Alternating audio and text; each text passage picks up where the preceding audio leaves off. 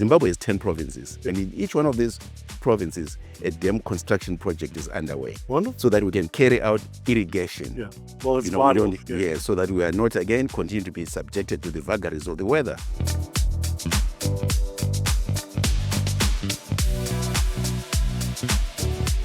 Welcome to a special episode of the Global Trade Show. I'm your host, Lawrence Christoffels, and today I've got the incredible pleasure and privilege to speak to His Excellency Joe Tapera Mhishi, who's the ambassador here to Zimbabwe in Australia. Your Excellency, thank you so much for joining us today. Thank you, Lawrence. It's my pleasure to join you. Wonderful. Now let's start by talking about your role here as ambassador in Australia. How long have you been stationed here? I'm in my 6th year, Lawrence. Wonderful, great. And what's been the experience so far? Have you enjoyed your time here so far? Yes, I have enjoyed my time, and I continue to enjoy it. Great. Let's talk about Zimbabwe and Australia, some of the opportunities. I think there's obviously some great synergies with natural resources and some great things there. What do you see as the current and potential future opportunities for trade, investment, culture, all those type of things? Well, I'll try to unbundle that, because Zimbabwe is a country with an economy with a huge potential. I'll start with the backbone of the economy, which has been agriculture, and give you a quick highlights. Please. If you Google any website and you look for example, the economy in Africa, I'm not fighting the tobacco or anti-tobacco smoking lobbies, but I'm just saying fact as it is. Mm-hmm. Zimbabwe is the biggest producer of tobacco on the African continent. And we have as many as 113,000 tobacco farmers in Zimbabwe. And these are people who emerged from what has been spoken about in the last 25 years in Zimbabwe as the Zimbabwe's Land Reform Program. Right. So it is democratized the ownership of the land, at the same time empowering so many people to be able to eke a living for themselves and for their families. Now, Zimbabwe also has been traditionally known as the breadbasket of Africa. And I must say that the shocks associated with the land reform naturally dampened the tempo of the growth of that sector, agriculture sector in particular. The staple food crop, which comes from maize, right, or corn, as we'll call it. But I must say now, in the last 6 years, there's been phenomenal growth in Zimbabwe's agriculture sector. We are now producing corn to the extent that, other than for the last 2024-2025 agriculture season, which suffered from El Nino, we have otherwise regained our capacity to some extent to even export maize. Fantastic. We are on record as having exported maize last year, but one to Malawi, which was drought-stricken. In fact, they also had the flooding and that catastrophe, that kind of thing. Yeah. So that necessitated an external intervention to normalize life. Yeah. So Zimbabwe in its history has never been known to be a producer of wheat. Yeah. But as the situation in the Ukraine affected the global supply chains, I think the people of Zimbabwe realized it was time to go back to the drawing board and see whether the country had the capacity to produce wheat. Yeah. As it is, Zimbabwe produced its first wheat, not only wheat, but wheat surplus in the recorded history of the country. Yeah. Putting to shame those that had said they destroyed their agriculture by, carrying out a land ownership restructuring program. But, the people of Zimbabwe are moving on, and we've increased in the current crop season by 110 hectares wheat crop. Huge. Yeah. So it can only get better. We have, of course, the advantage that we have institutionalized the culture of cropping in Zimbabwe. Whether you're talking about corn, whether you're talking about tobacco, whether you're talking about small grains, or whether you're talking about horticulture. So, we have that expertise, and there are institutions that buttress that, whether you're talking of agricultural training colleges, you're talking of universities, you're talking of the schools themselves. So, we have embraced agriculture in a way that makes it sustainable, save for the vagaries of the weather. But however, we have now moved, even in Zimbabwe, to farm mechanization. Great. This farm mechanization is also linked with another program, which is the construction of dams. Zimbabwe has 10 provinces, and in each one of these provinces, a dam construction project is underway. Wonderful. So that we can carry out irrigation. Yeah. Well, it's We vital. don't, so that we are not again continue to be subjected to the vagaries of the weather. So with irrigation, we expect to crop, around the year. Yep. So we are not going to be confined to rainfall seasons. So that is again, watch the space in the next 5 years. Zimbabwe again will be the breadbasket of Africa, as it was traditionally called. Yep. So talking about agriculture, I think at the moment there's no country in Africa that is carrying farm mechanization on the scale that Zimbabwe is carrying. Really? Whether you're talking about the import of the combined harvesters, the center pivots, whether you're talking about irrigation infrastructure in terms of the system pipes themselves, yes. So we're doing quite a lot in that space. Other farmers also are sinking boreholes to augment the natural water supply from the rains. Correct. So it can only get better. So with that now, Zimbabwe has regained the capacity to be a credible exporter of horticultural products. Read anywhere again, Google, the biggest producer of blueberries in Africa. You will find it Zimbabwe. Really? Oh yes, and they're organic. And that's a superfood. Superfood, you call it. They're organic, they are big and they're sweet. Yeah. Well, so you can try them, or for your loved ones. Yeah. Can taste the blueberries from Zimbabwe.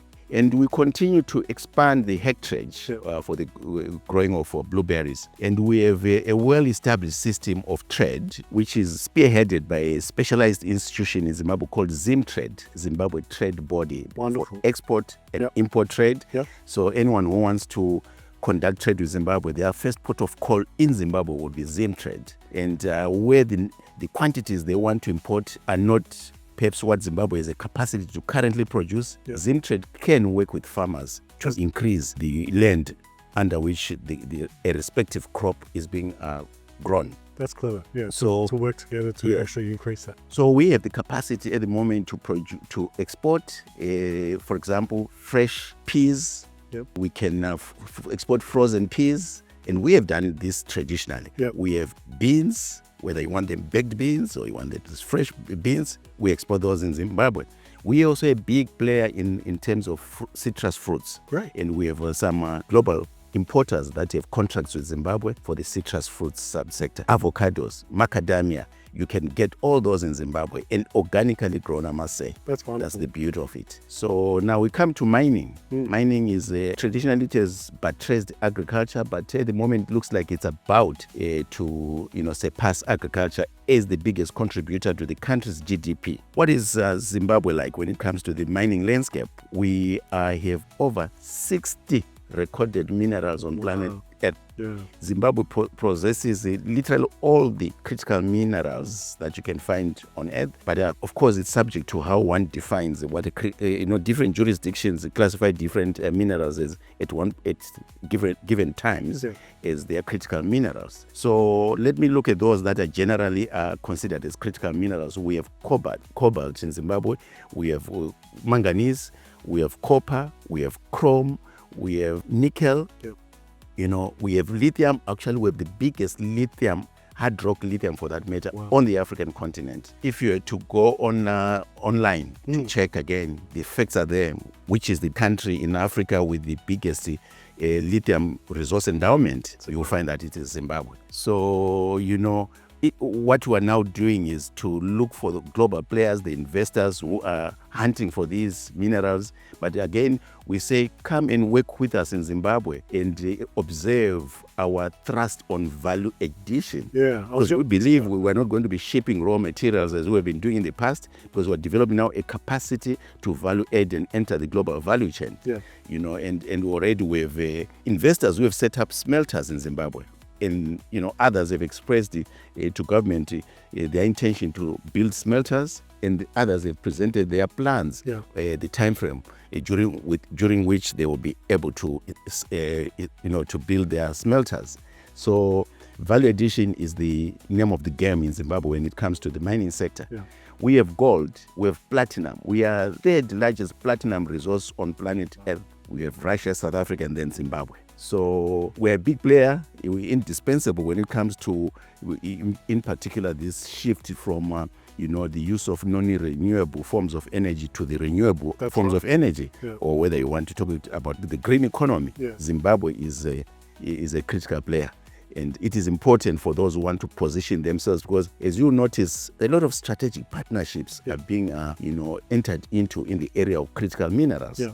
And we are also open to having conversation in this space to see how we can have long-term relationships, mutually beneficial relationships when it comes to exploiting critical minerals.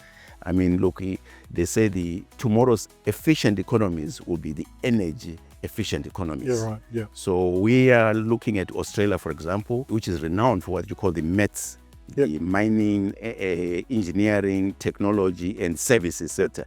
So we are saying Australia, Zimbabwe is open for business. Correct. Zimbabwe would like to work with Australian investors. And I'm glad to say some have already come and expressed interest in lithium. And when we look at Australia as Zimbabwe, we say the beauty of working with the Australians is that they've got appetite for brownfield, greenfield projects in Zimbabwe. So, they have that competitive advantage when it comes to other players in the mining sector. We also are happy now with Invictus Energy that is, through exploration work, discovered a gas resource in Zimbabwe, which now they've done a resource sharing agreement with. They've entered into a resource sharing agreement with the government, and they've now just recently received a Middle East investor who has undertook to inject $500 million into that project, and already 23 million, I think, was already dispersed in the last 2 weeks. So the mining sector, where Australia has proven experience and expertise, is a sector that lends itself as a low-hanging fruit when it comes to forging partnerships with Zimbabwe. Absolutely. Some of the key questions you've already touched on, the value adding. Obviously, the opportunity between Australia to take some expertise and work there in partnership with Zimbabwe and the companies there and the people locally there to help with that value add and technology transfer. The other thing I wanted to ask you, Ambassador, was around the economic zones and some of the free trade agreements that Zimbabwe is part of. The AFCFTA, there's some great things happening there in the region that Australians may not be aware of, how they can use Zimbabwe as a footprint for the broader Africa region. Well, thank you, Lawrence. I'll start with closer to home. We are part of the Southern African Development Community, SADC. That's the abbreviation. SADC is moving towards economic integration. So we have a lot of programs, but now let me talk about the trade-specific one.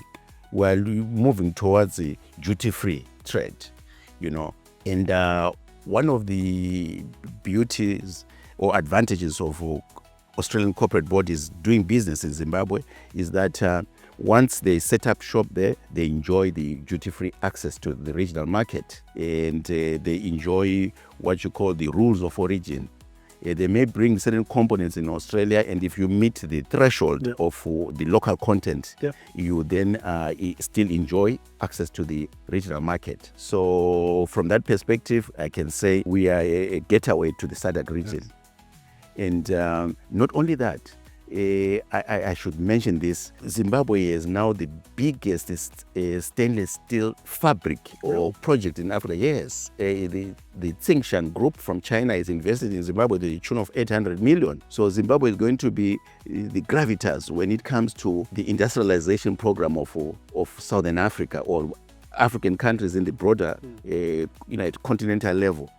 Why? Because we will be able to supply the essential steel billets, steel rods, and we'll buttress all those efforts at infrastructure building, whether you're looking at the bridges. Zimbabwe will have now that capacity to add stimulus to the work in the region. Fantastic. So we become very critical in the Southern African region, or the African continent.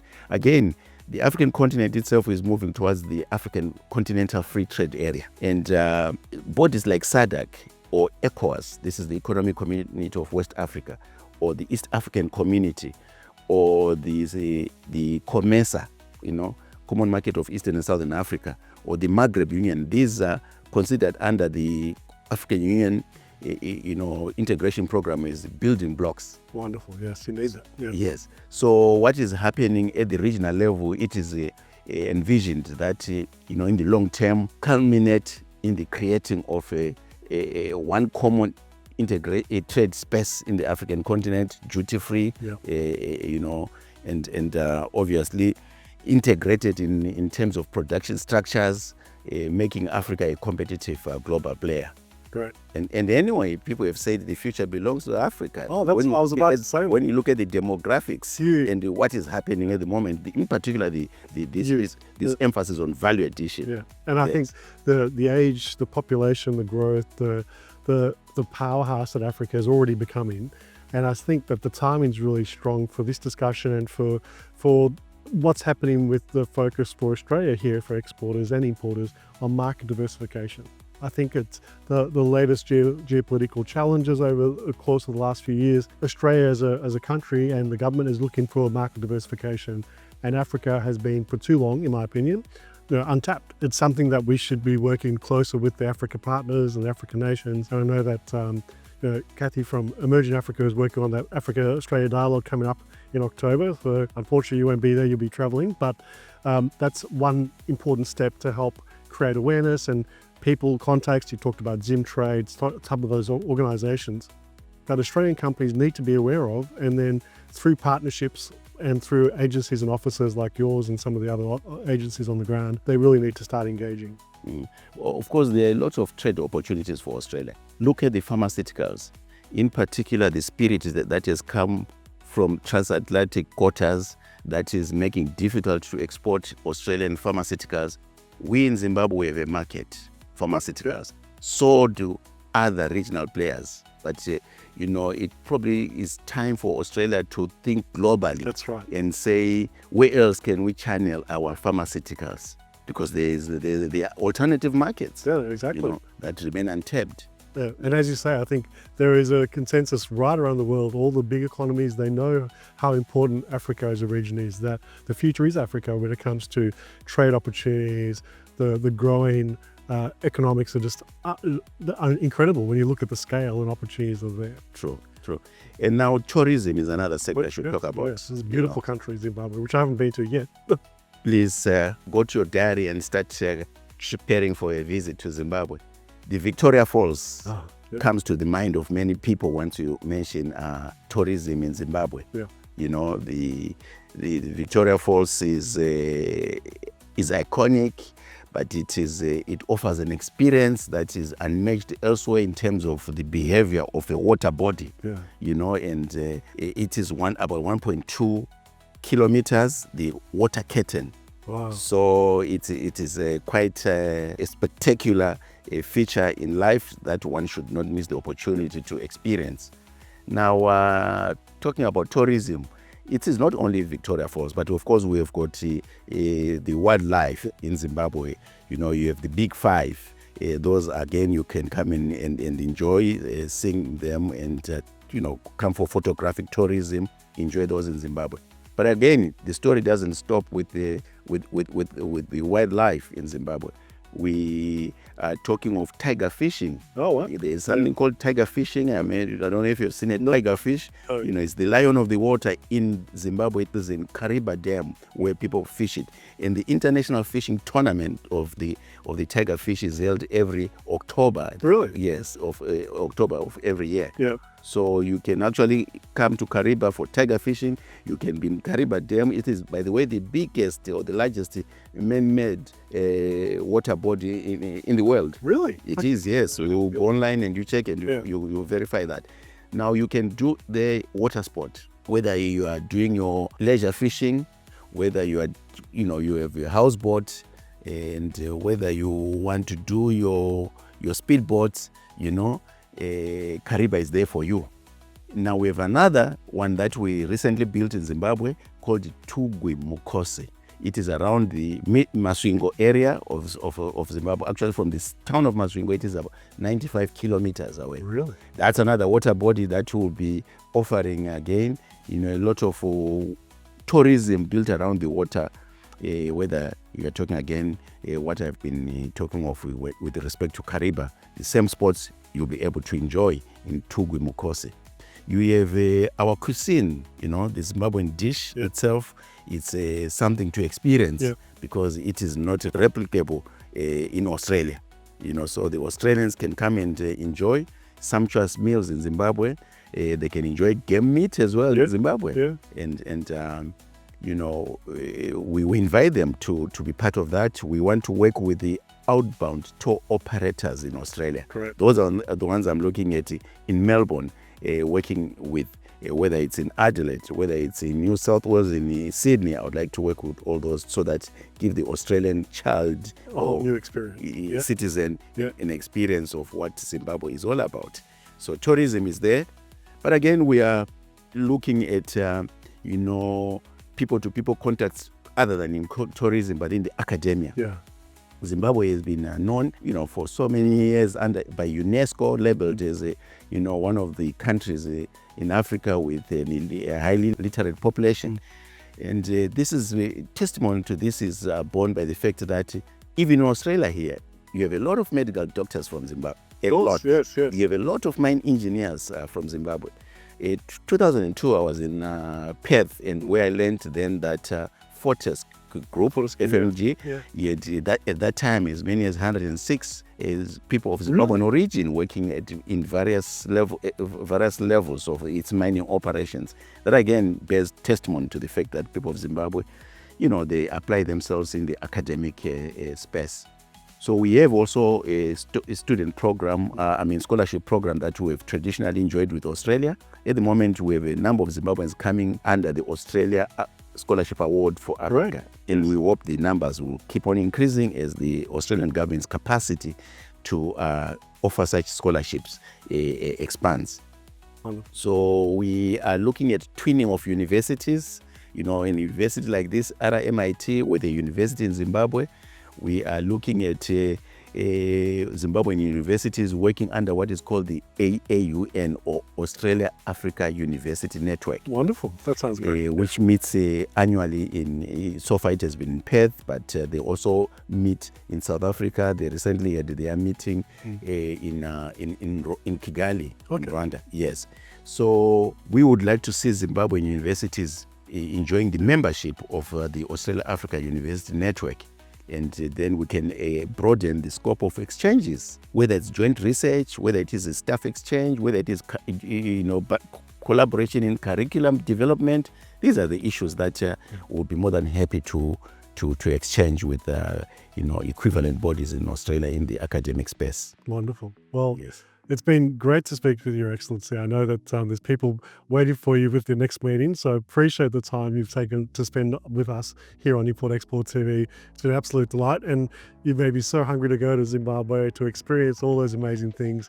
I can visualize the amazing environment, the wildlife, and the people and the food as well. So it sounds fantastic, and I encourage all of you watching to please reach out. It's got so much to offer Zimbabwe when it comes to trade, tourism, investment, opportunities galore. So wonderful to speak with you. Thank you so much, and I hope that we can be in touch and help and show more and more about Zimbabwe and the opportunities to come. Thank you, Linus. Thank you, Excellency.